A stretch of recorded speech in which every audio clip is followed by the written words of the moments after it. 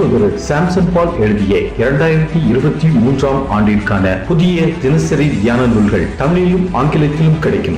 கிறிஸ்துவுக்குள் அன்பானவர்களே, கர்த்தருடைய நாமத்தில் உங்களை மகிழ்ச்சியோடு வாழ்த்துகிறேன். கர்த்தர் உங்களோடு இருந்து உங்களை ஆசீர்வதிப்பாராக.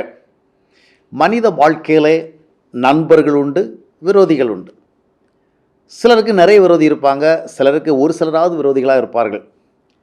பல நேரங்களிலும் நாம் இந்த விரோதிகள் விஷயத்தில் தான் ரொம்பவும் மனசுக்குள்ளே கஷ்டப்படுகிறோம். எனக்கு எதிராக அவங்க சிந்திக்கிறாங்க, எதிராக பேசுகிறாங்க, எதிராக நடந்துக்கிறாங்க அப்படிங்கிற மாதிரி ரொம்ப நம்ம ஃபீல் பண்ணுறோம். உண்மைதான், எதிராளிகள் நமக்கு எதிராக பேசுக, சிந்திக்க, செயல்படுகிற அந்த காரியங்களை பார்க்கும் பொழுது நாம் மனதுக்குள் பாதிக்கப்படுகிறோம். ஆனால் ஒன்றை புரிந்து கொள்ளுங்கள், எதிராளிகளாக அறியப்பட்டவர்கள் தான் நமக்கு விரோதிகள் என்று எண்ண முடியாது. சில நேரத்தில் நண்பர்களாக நாம் பார்க்கிறவர்களுக்குள்ளே நமக்கு எதிராக செயல்படுகிற எதிராளிகள் இருப்பார்கள். சில நேரம் அவர்கள் நண்பர்களாக நட்பின் அடிப்படையில் கூட நமக்கு செயல்படுவார்கள். ஆனால் அவருடைய செயல்பாடுகள் ஒரு எதிராளியினுடைய விரோத செயல்பாடினுடைய விளைவை விட மோசமான விளைவுகளை ஏற்படுத்தும். அதனால் விரோதிகள் எளிதாக வெளிப்படையாக அடையாளம் காணத்தக்க இயன்றவர்கள். அதனால் நம்ம எச்சரிக்கையாக நடந்து கொள்ள முடியும்.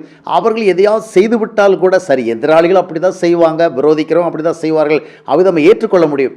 ஆனால் பல நேரங்களில் நாம் மனம் உடைவதற்கு காரணம் என்னவென்றால், மனம் சோர்ந்து போவதற்கு காரணம் என்னவென்றால், அதிர்ச்சி அடைவதற்கு காரணம் என்னவென்றால், நாம் நண்பர்களாக எண்ணினவர்கள் மூலமாக நமக்கு ஏற்படுகிறதான தீங்குகள் தான்.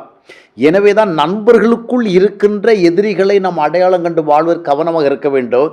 எந்த நண்பனுக்குள்ளே நமக்கு எதிராக ஒன்றை கொண்டு வருகிற அந்த எதிரிக்குரிய செயல்பாடு இருக்கிறதுன்னு நமக்கு தெரியாது. ரெகோபெயாம் என்பவன் ஆட்சிக்கு வருகிற காலகட்டத்தில் நல்லவர்களுடைய ஆலோசனை கேட்காம நண்பர்களுடைய ஆலோசனை கேட்பான். அவன் என்ன நினைத்தானா, நம்முடன் நடந்த நண்பர்கள் நமக்கு நல்லதை செய்வார்கள் என்று. ஆனால் அந்த நண்பர் கொடுத்த ஆலோசனையே அந்த ராஜ்யத்தை உடைய பண்ணிற்று. 10 கோத்திரங்கள் பிரிந்து சென்று விட்டது.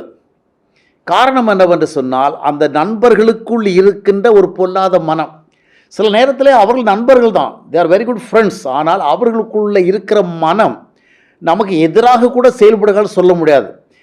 பல நேரங்களில் நமக்கு ஆதரவாக செயல்படுவது அவங்க எண்ணுவார்கள். ஆனால் அவர்களுக்கு ஒரு நல்ல விதமான மனம் இல்லை, நல்ல சுபாவங்கள் இல்லை, சரியான சிந்தனை இல்லை, முற்போக்கு பார்வை இல்லை. அதனால் அவர்கள் நன்மை செய்ய வருவதே நமக்கு சிலதில் தீமையாக போயிடும். அதனால் விரோதிகளை நாம் தூரத்திலிருந்தே இவன் விரோதி, எதிராளின் அடையாளம் கண்டு கொண்டு வாழ முடியும். நாம் ஜாக்கிரதையாக இருக்க வேண்டியது என்னவென்று சொன்னால், நம்முடைய நண்பர்களைத்தான். அதற்காக நம்ம நண்பர்களை சந்தேகத்தோடு பார்க்க வேண்டும், அப்படி அல்ல.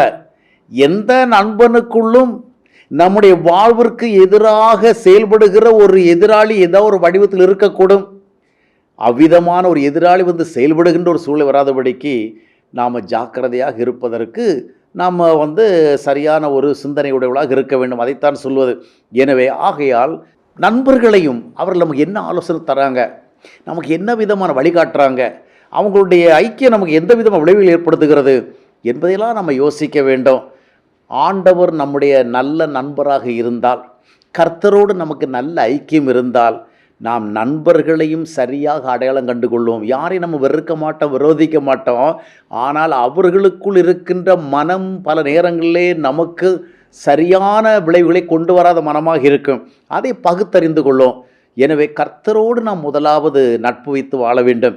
கர்த்தருக்கு நட்புடையவளாக வாழுகிற பொழுது எவ்வளோ பெரிய நண்பர்கள் நமக்கு ஆலோசனை சொன்னாலும், எவ்வளோ பெரிய நண்பர்கள் நம்ம வழிகாட்டினாலும், ஆண்டவருடைய வழிக்கும் ஆண்டவருடைய ஆலோசனைக்கு தான் முதலிடம் கொடுப்போம்.